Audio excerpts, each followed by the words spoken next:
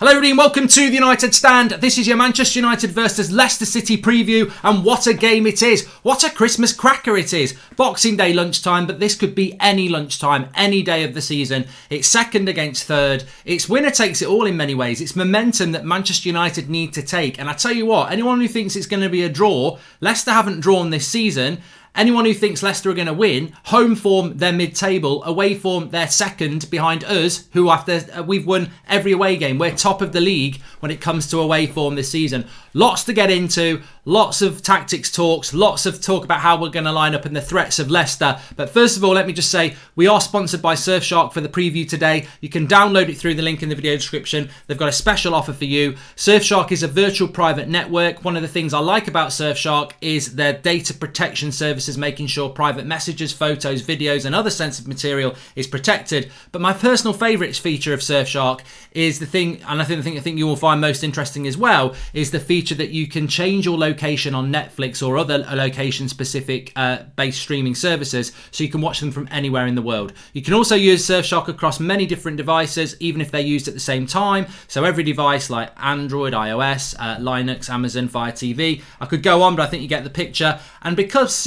Shark are super nice, they're giving United Stand viewers 84% off and 4 months free when you use the code United Stand. Link, as always, is in the video description. That's Surfshark, and that's that offer for you, the United Stand viewers, with United Stand code 84% off and 4 months free. Links in the video description. Thanks to Surfshark. Now let's move on to what is an absolutely massive game, isn't it? We are second against third here, and I think we've got to win. And I think the most important thing about this game, and I'll go straight to the tactics board on this, is we need to play like this. Where am I? We need to have me on the screen as well. Where am I?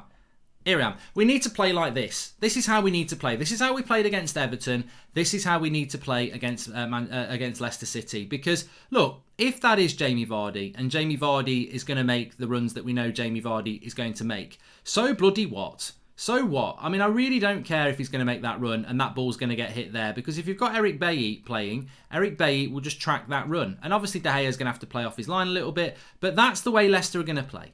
Leicester are going to play with that ball over the top. So it massively allows us to press them high up the pitch. And as we know, if we play if we don't play Bailly and we play Maguire, we're going to see this situation again. Tucking in, deep line. And we don't want to see that, because it's not the Manchester United we want to see, and it's not the brave new Manchester United that I believe can do something really special this season. We know Pochettino's gone to PSG. So bloody what? What are people crying into their cornflakes for?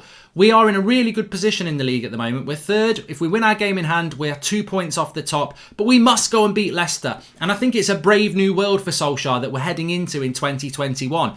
Yes, we need a transfer. Yes, we need a centre-back. But for this particular game, we've got a centre-back that changes the way we play. And look, he might get injured, but he's not injured for the Leicester game. So play Eric Bailly. Don't play Victor Lindelof. Now, I'm absolutely certain he's going to play Lindelof and Maguire because they're his first choice centre-backs.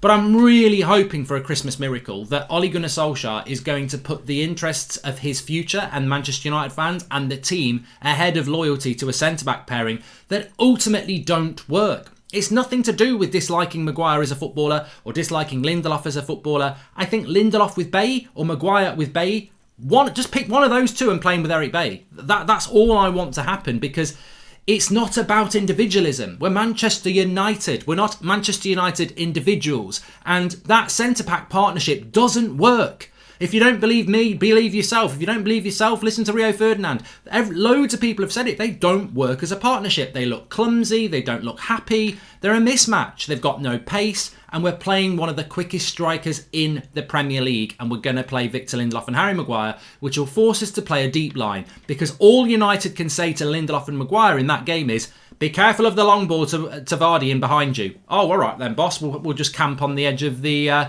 We'll camp on the edge of the penalty box. You bring the tent, Victor. I'll bring the sausages and the stove. And we'll just camp out and we'll play deep. And Maguire will pull in Matic or whoever is playing there, Fred or whatever. And the fullbacks will stay deep. Whereas if we play a quick centre-back, we can press the life out of them. I'm really hoping he's going to do it. It doesn't mean we won't win if we play Maguire and Lindelof, by the way. We could still win the game. We did it back in the summer. But we can win it in a very different way. We could have the game won in the first half an hour. We could suffocate the life out of them. And I suppose the interesting thing that we pose to Brandon Rodgers and Leicester at the moment is as well, how will we play? Will we play on that front press, or will we sit deep and keep it tight? And he won't know which way we're going to play. But we're going to know how Leicester are going to play. They're a good side. And the player to watch for me is obviously Jamie Vardy, but Sionku's probably going to be back. He makes them stronger at the back. And Didi is back. I think the only player they've got out is Ricardo Pereira. They've got that Castagnet back at left back. They're a good team, Leicester, and they are where they deserve to be. But I do think that there is an interesting thing to look at here. When you look at these two teams, Manchester United, as I said, we're top of the league with away form. Top of the league. Forget Liverpool. Our away form is elite. We've won every game. Leicester are second in the league behind us. They're joint top really in the away league, but they have played a game more, so we're top. At home, Leicester are mid-table. Now, we've both scored the same amount of goals, well, roughly the same amount of goals, and conceded roughly the same amount of goals. So we're very similar on that front. I can't say Leicester don't concede many but score loads, or Leicester concede a hatful and whatever. We're quite similar on that front, and we're very similar teams this season. Both very good away. Both have struggled at home. But as I said, Leicester haven't drawn a game this season, so I don't envisage this being a draw either. I can see goals in it. I can see a Manchester United win in it. And I'm confident in a Manchester United win. The reason I'm confident is 9 changes against Everton, very good performance. Leeds, very good performance. The biggest problem Ole Gunnar Solskjaer has got here is picking the right team. I don't think he can pick the wrong team, because if he picks the wrong team, he can make a substitution. If he doesn't start Pogba, he can bring Pogba on. If he doesn't start Cavani, he can bring Cavani on.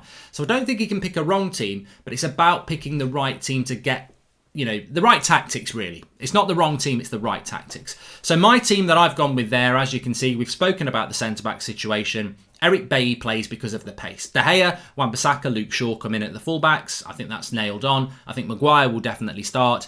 It has to be Bailly, but I think it will be Lindelof, and I think that will change the way we're going to play this game, unfortunately. I still think we can win it. I just don't think it will be as easy on the eye. Centre defensive midfield positions. Look, it should be Fred and McTominay. I get that. I'm not convinced McTominay's fit. I think he's carrying an injury, so I've left him out. Fred comes in, Matic comes out. Now, if McTominay was fit, I'm going to be controversial here and say that I probably would pick Paul Pogba for this game. You're playing up against Maddison and Didi. Tillemans, they might play Mendy, but they've got a good midfield, Leicester. And I just feel that we need that mix. You need the Fred tenacity and work rate. You need that little bit of flair from Paul Pogba from the deeper position, and obviously Bruno plays. So I actually, regardless of McTominay's injury, regardless of how well McTominay played against Leeds, it's a tough call. But you've got to make the tough calls. And for me, I'd go Fred, Pogba, Bruno. But if he goes Fred, McTominay, Bruno, I'm not going to moan about it. I just personally would do that.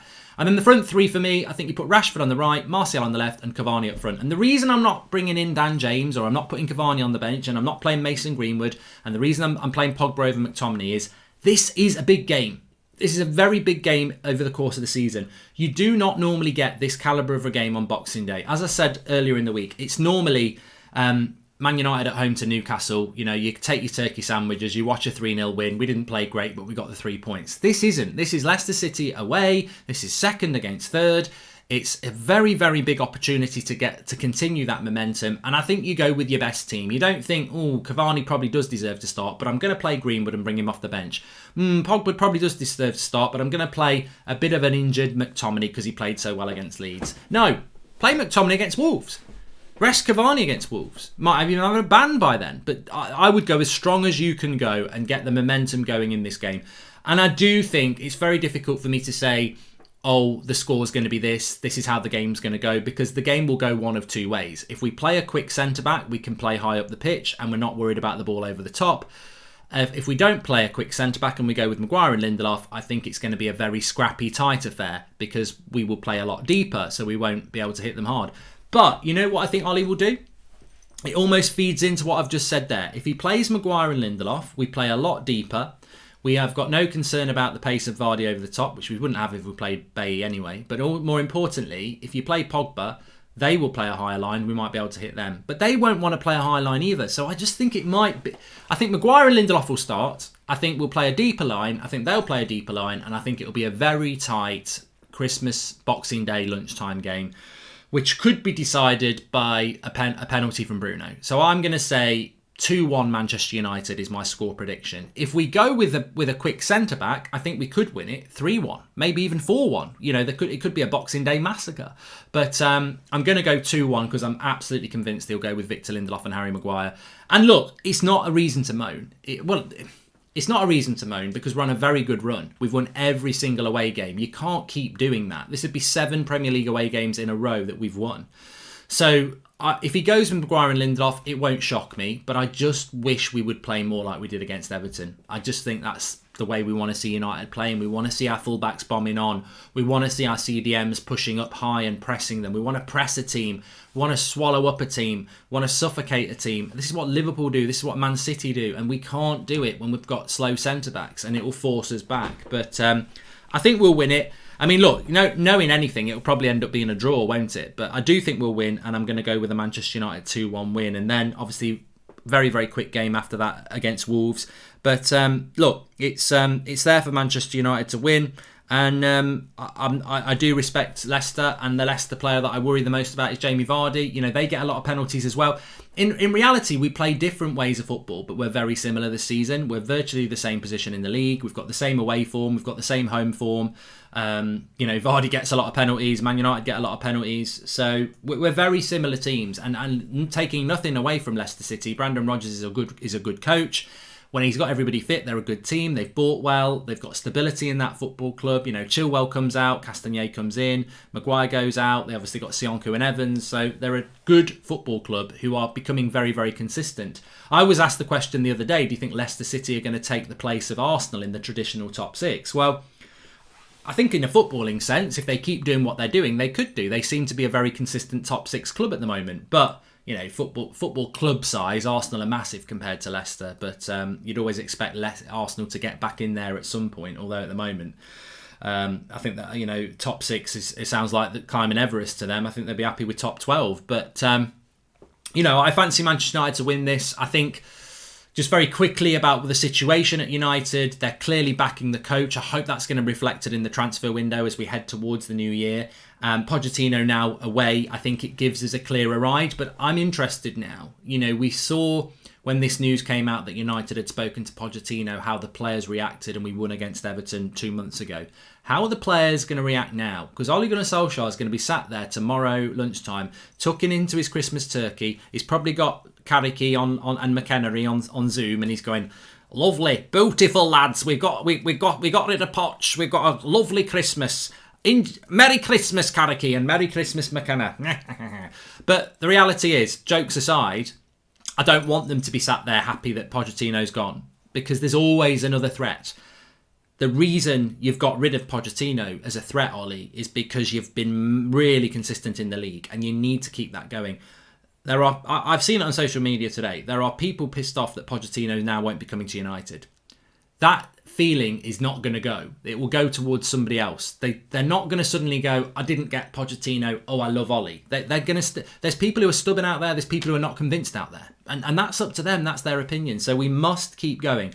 I don't think because Pochettino's out the equation, Solskjaer's not one bad result away from the critics being back at him again. I don't know why he has those critics. Well, I do, actually, because I've been one of those critics. But, you know, he's one of those coaches that just doesn't seem to be able to shake off the criticism, despite the fact that we've, you know, done the stats are good this season, especially in relation to the league. But we must keep it going, and there always seems to be bigger challenges coming. As I said, Leicester, Wolves, Villa. Then we've got Man City in the Carabao Cup semi-final. Then we've got Liverpool not far away in the league. So the challenges keep coming for Manchester United, and we must be up for the challenge. And the great thing about Manchester United at the moment is, you know, as I said earlier, we've got the midfields. I was looking on Flick, and this is really interesting, actually. Which is your favoured midfield? Is it Bruno? Is it Matic? Is it Bruno, Matic and Pogba? Or is it Bruno, Fred and McTominay?